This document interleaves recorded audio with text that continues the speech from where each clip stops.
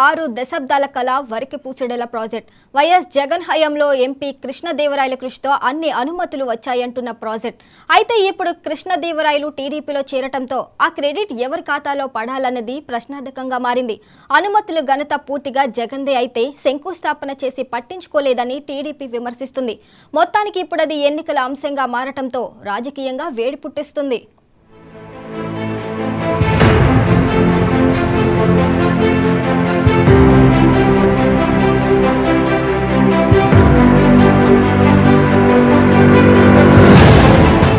నాగార్జునసాగర్ సమీపంలో కృష్ణా నదిలో కలిసే ముందు వరికపూడిసెల వాగు నుంచి నీటిని తీసుకునే ప్రాజెక్ట్ ఇది.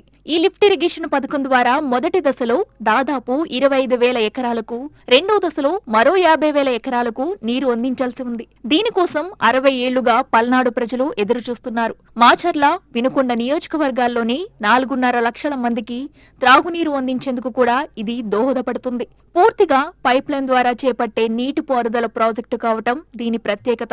అయితే ఈ ప్రాజెక్టు పైప్లైన్ రిజర్వ్ ఫారెస్ట్ ద్వారా రావాల్సి ఉండటంతో కేంద్ర పర్యావరణ, అటవీ శాఖ అనుమతించలేదు. నాగార్జునసాగర్, శ్రీశైలం టైగర్ రిజర్వ్ గుండా అడవిలో 4 కిలోమీటర్ల పైప్లైన్ వేయాల్సి ఉంది. 19.33 హెక్టార్ల విస్తీర్ణంలో పైప్లైన్ వేయడానికి గాను రాష్ట్ర ప్రభుత్వం దుర్గి మండలంలో 21 హెక్టార్లు కేటాయించేందుకు ఒప్పుకోవడంతో కేంద్రం సానుకూలంగా స్పందించింది. వైఎస్ఆర్సీపీ ఎంపీగా ఉన్న కృష్ణదేవరాయలు ఈ అనుమతులు రప్పించడంలో తన వంతు కృషి చేశారు. ఈ 2 ప్రాజెక్టుల గురించి, మొదటిది వరికిపూడిసెలకు సంబంధించి అయితే ఇప్పటికే మీకు అందరికీ తెలిసిందే.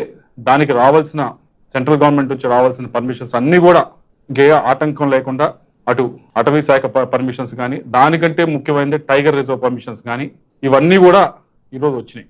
రాష్ట్రంలో ఈ 2 పర్మిషన్స్ వచ్చిన ప్రాజెక్టు నాకు తెలిసి ఇంకొకటి లేకపోయి ఉండొచ్చు లాస్ట్ 5 years లో. అయితే ఇది వైసీపీ ఘనత మాత్రమేనంటూ ఎంపీని పక్కన పెడుతున్న వైసీపీ వైఖరి టీడీపీ తప్పుబడుతుంది. ఎంపీ ఇప్పుడు టీడీపీలో చేరటం వల్లనే ఆయనకు పేరు రాకుండా చూస్తుందన్నది టీడీపీ వాదన. నిజంగా చిత్తశుద్ధి ఉంటే అనుమతుల కోసం చెల్లించాల్సిన మొత్తాన్ని ఇంకా ఎందుకు చెల్లించలేదని టీడీపీ నాయకుడు జీవి ఆంజనేయులు ప్రశ్నిస్తున్నారు. 14,61,00,000 ఎందుకు మీరు చెల్లించలేదు?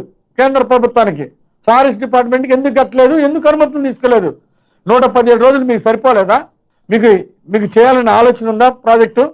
దీనికి మీరు ఏం సమాధానం చెప్తారు? 117 రోజుల నుండి కనీసం 1,400 కోట్లు బడ్జెట్ ఇవ్వాలి, మీరు ఇవ్వలేదు. కనీసం అనుమతి తీసుకోవడానికి 14 కోట్లు మీరు చెల్లించాలి. ఎందుకు చెల్లించలేదు? సమాధానం చెప్పండి.